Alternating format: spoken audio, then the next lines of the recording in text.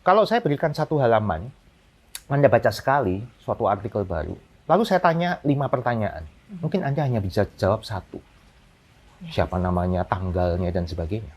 Tapi sebaliknya, kalau saya minta Anda baca sekali lagi dengan cepat, tapi Anda sudah hafalkan 5 pertanyaan itu, maka Anda tinggal mencari jawabannya. Anda akan langsung dengan mudah menemukannya. Nah, itulah reading with question. Jangan hanya reading saja. Nah, kalau 3 ini bisa digabungkan. Pertama browsing, lalu pas readingnya pakai read make, dan kemudian making questions. Maka membaca akan jauh lebih efektif. Smart FM. Smart Career. Hai semua listeners, apa kabar Anda? Semoga tetap senang dan juga bahagia. Hari ini dalam podcast Smart Career kita akan membahas satu skill yang mungkin sudah kita lupakan ya. Kalau dari kecil rasanya kalau kita cepat membaca tuh ibu ataupun bapak kita sangat senang. Tetapi skill membaca yang lebih dalam rasanya mungkin kita sudah tinggalkan. Dan ini sangat juga berdampak pada karir kita kalau kita punya skill membaca yang baik, yang efektif dan juga tepat. So pada pagi hari ini, siang hari ini ataupun malam hari ini di mana Anda menonton podcast ini, kami akan membahas how to read effectively bersama dengan Pak Sutanto Windora. Halo Pak Tanto, apa kabar? Halo Mbak Audrey, baik. Baik. Halo smart listener, supaya Anda sehat semuanya, Anda yang kreatif dan jenius. Yes, dan pastinya salam jenius untuk Anda semua. Seperti biasa kita akan membahas satu topik yang menarik ya. Kalau sama Pak Tanto kita akan membahas bagaimana kita bisa memanage fungsi otak dengan maksimal. Seperti itu Pak Tanto ya. Dan kali ini kita membahas tentang membaca. Nah ini kan kalau kita dulu kecil ya ibu bapak kita senang banget kalau anaknya bisa baca ini buku Budi gitu ya. Standar ya. Benar, tapi membaca di sini membaca effectively. Iya. Membaca dengan efektif. Mungkin Pak Tanto boleh share sebenarnya baca efektif seperti apa? Ya, jadi untuk membaca adalah kegiatan yang paling utama kalau kita ingin menyerap informasi atau ilmu pengetahuan baru menggunakan indera visual. Nah, dalam zaman yang information overload seperti ini tidak cukup sekarang hanya mampu membaca, tapi keterampilan membaca yang efektif ya.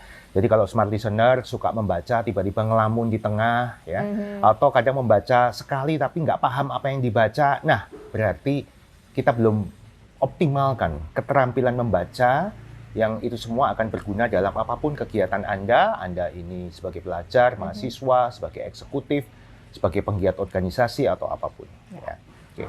Jadi mungkin Anda sudah bisa membaca sejak kelas 2 atau 3 SD ya. Tapi tahukah Anda bahwa keterampilan kemampuan membaca Anda tidak berubah dari sejak Anda kelas 2 atau 3 SD? Ya. Padahal informasi semakin berlimpah, semakin banyak, itu harus diimbangi dengan kemampuan menyerap informasi dengan efektif. Oke, keterampilan membaca ya, bukan membaca sekedar membaca ya, mungkin kita cuma tahu maknanya tapi bisa memahami dengan baik dan juga tepat. Sebenarnya kalau bicara tentang membaca, faktor-faktor apa sih sebenarnya Pak Tanto yang bisa mempengaruhi kecepatan ataupun pemahaman kita dalam membaca sesuatu? Ya, oke. Jadi kecepatan pemahaman seseorang dalam membaca itu ditentukan oleh beberapa faktor ya. Satu adalah familiarity, keakraban bahan bacaan. Jadi kalau seorang dokter baca artikel kedokteran kesehatan, mungkin dia akan familiar. Ya, tapi kalau dia baca artikel yang berhubungan dengan IT dan sebagainya, mungkin banyak berhentinya, mikir ini maksudnya apa. Begitu juga sebaliknya ya, orang IT baca artikel kedokteran atau kesehatan. Ya, familiarity bisa dinalar ya. Yang kedua adalah kompleksitas bacaan. Kalau bacaannya kompleks, banyak kata-kata asing, banyak hal yang baru, tentu dia akan tidak bisa cepat. Ya, pemahamannya pun mungkin akan terganggu. Lalu ketiga, bahasa. Ya, bahasa ibu kita, bahasa Indonesia, umumnya kita tentu akan lebih lancar, lebih cepat, lebih paham kalau bacaannya bahasa Indonesia dibandingkan bacaan dalam bahasa asing. Nah, lalu berikutnya adalah motivasi membaca. Motivasi. Ya, kalau kita termotivasi, pasti kita akan bacanya cepat, mudah paham. Ya, informasi itu diserap, dinantikan. Ya. Nah, kelima, punya tidaknya keterampilan membaca efektif atau keterampilan membaca cepat. Nah, inilah tidak ada kata terlambat. Ini yang bisa dipelajari oleh setiap orang. Ya. Oke, tidak ada kata terlambat gitu ya. Tapi untuk menyadari bahwa kita mungkin proses membacanya kurang efektif tuh apa sih symptoms-nya ataupun yang mengindikasikan kita kurang Ya, itu tadi. Jadi pertama kehilangan konsentrasi. Oke. Ya, jadi membaca lalu berhenti tengah-tengah, nggak sadar 5-10 menit terlewat masih di Oke. halaman yang sama. Ya. Lalu kemudian baca sekali, berapa kali nggak paham dengan apa yang dibaca. Nah, ini tanda-tanda bahwa Anda butuh keterampilan membaca yang lebih baik lagi. Ya, Oke, jadi boleh mungkin coba baca buku dulu gitu ya Pak Tanto. Ya. Dibuktikan dulu apakah Anda bisa cepat memahami ataupun mungkin Anda cepat untuk melamun terus juga membayangkan sesuatu nggak fokus sama bacaan Anda gitu ya. Betul. Oke. Terus bicara lagi tentang kecepatan membaca, fokus membaca dan juga pemahaman membaca. Ini bisa sekaligus atau bisa harus dipelajari satu persatu atau Bisa sekaligus. Oke. Jadi kalau orang itu sudah terampil membaca, dia tidak hanya cepat, tapi kecepatan itu justru akan menaikkan tingkat pemahamannya. Oke. Dan sekaligus akan menaikkan tingkat retensinya. Dia lebih hafal atau ingat jangka panjang apa yang dibacanya. Walaupun memori bukan tujuan utama dari membaca. Membaca tujuan utamanya adalah pemahaman, comprehension. Jadi bisa sekaligus dapat tiga-tiganya. Ya. Dapat kecepatannya, dapat pemahamannya, dapat retentionnya, dan konsentrasinya. Oke. Jadi sebenarnya bisa ya, sebenarnya ya. Tapi misalnya kalau dalam mungkin pekerjaan gitu, dalam karir gitu ya, Pak Tanto, kita kan tidak bisa berpacu pada satu familiarity tadi Pak Tanto katakan gitu ya. Mungkin kita harus terpaksa membaca hal-hal yang di luar hal ataupun ilmu yang kita pahami. Iya, ini apakah menjadi tantangan atau bisa diatasi sebenarnya Pak? Bisa diatasi, Oke. ya. Jadi kalau orang sudah terampil membaca efektif, walaupun dia menghadapi sesuatu yang baru, pembacaan yang lebih kompleks, dia akan jauh tetap lebih cepat dan lebih paham daripada sebelumnya dia tidak menguasai suatu keterampilan membaca. Ya, jadi kalau orang lain akan melihat kamu kok cepat sekali bacanya, gampang paham, padahal ini hal yang baru buat kamu begitu ya. Ya mungkin jawaban kita ada biasa aja tuh gitu ya, karena sudah menguasai suatu naik tingkat level terampil membacanya. Ya, kurang lebih demikian. Berarti langsung aja ke tipsnya, Pak Tanto. Tipsnya ya, Seperti tipsnya apa? ada 3. Bagaimana Anda bisa membaca jauh lebih efektif ya. Yang pertama, kalau smart listener membaca, biasanya langsung membaca langsung begitu ya, reading kita istilahnya. Tapi saya sarankan sebelum memulai membaca, apalagi baik itu adalah suatu leisure reading maupun sesuatu yang berhubungan yang lebih serius ya, lebih baik bacalah minimum 2 kali. Namun yang pertama ini adalah browsing, membaca sekilas. Ya, membaca sekilas ini tujuannya apa? Pengakraban dengan bahan bacaan. Ya. Jadi satu dapat big picture-nya dulu. Ini tentang apa sih?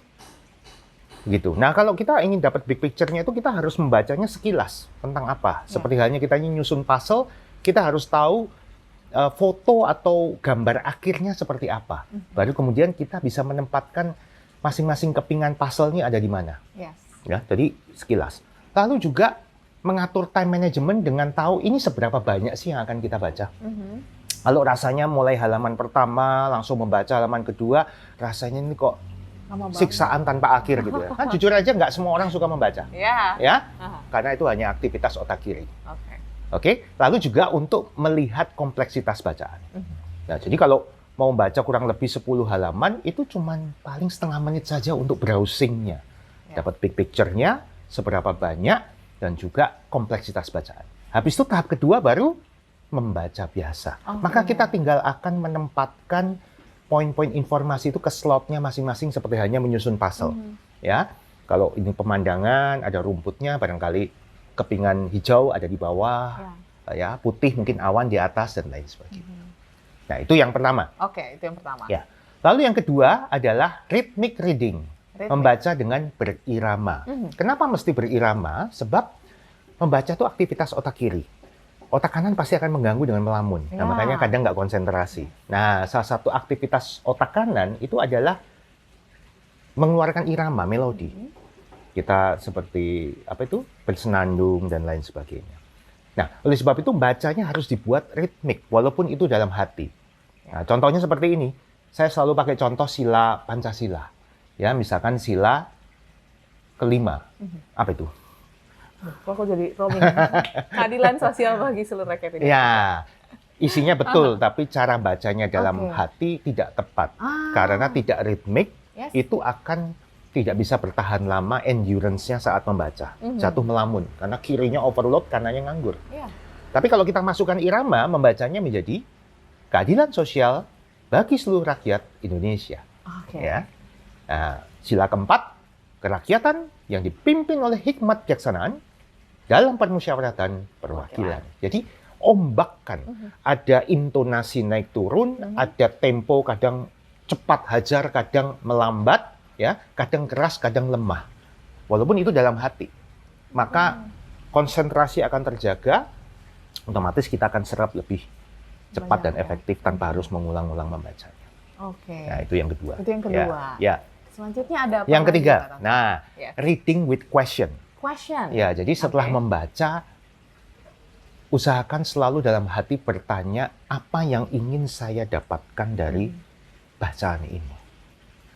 Bertanya, mau ditulis boleh, dalam hati boleh. Oke. Ya, kalau bertanya itu ya kita tinggal serahkan tuh kepada the mother of all questions. What, where, when, who, why, how. Siapa tokohnya, apa konfliknya, dan sebagainya. Ya, jadi kalau kita, contohnya paling gampang begini, smart listener. Kalau saya berikan satu halaman, Anda baca sekali suatu artikel baru, lalu saya tanya 5 pertanyaan. Mungkin Anda hanya bisa jawab 1. Siapa namanya, tanggalnya, dan sebagainya. Tapi sebaliknya, kalau saya minta Anda baca sekali lagi dengan cepat, tapi Anda sudah hafalkan 5 pertanyaan itu, maka Anda tinggal mencari jawabannya. Anda akan langsung dengan mudah menemukannya. Nah, itulah reading with question. Jangan hanya reading saja. Nah, kalau 3 ini bisa digabungkan. Pertama browsing, lalu pas readingnya pakai rhythmic, dan kemudian making questions. Maka membaca akan jauh lebih efektif. Wow, menarik ya. Ini bisa dikolaborasikan ketiganya gitu ya. Tapi Ya. kan butuh proses ya Pak Tanto ya. Butuh Mungkin proses dan menjadi suatu habit yang baru habit yang dalam baru. keseharian. Aha. Ya. Berarti kalau paling mudah dilakukan di awal tuh yang mana tuh Pak Tanto? Ya, mungkin rhythmic reading ya. Ritmik ya. Oke. Rhythmic. Nah, itu mungkin bagi Anda eksekutif, orang tua, siapapun yang Anda punya anak, ajarkan ini. Maka Anda akan takjub melihat Efeknya. konsentrasinya kok terjaganya lebih lama, endurance-nya. Silakan coba. Ya. Oke. Berarti boleh ya diajarkan kepada anak, ponakan, adik, ataupun mungkin Anda sendiri juga boleh coba. 3 tips yang dihadirkan oleh Pak Sutanto Windora. Dan pastinya semoga 3 tips ini bisa meningkatkan karir Anda juga ya. Karena kan kalau kita bicara karir, kita juga penting ya untuk menambah ilmu dalam membaca ya, Pak Tanto ya. Betul. Karena sekarang ya persaingan semakin ketat, kita harus terus rajin membaca karena Meningkatkan kemampuan. Ya. yes, Personal effectiveness saja. nah itu dia. Dan pastinya ini dia akhir perbincangan kita pada kali ini dalam episode How to Read Effectively. Nanti kita juga akan membahas lagi di episode-episode berikutnya tentang bagaimana kita bisa memanage otak kita. Terima kasih Pak Tanto. Sama-sama. Insight-nya pada hari ini, dan juga small listeners, terima kasih sudah mendengarkan. Kalau misalnya Anda merasa podcast ini bermanfaat untuk adik, ponakan, orang-orang yang Anda sayangi, silakan boleh share sebanyak-banyaknya.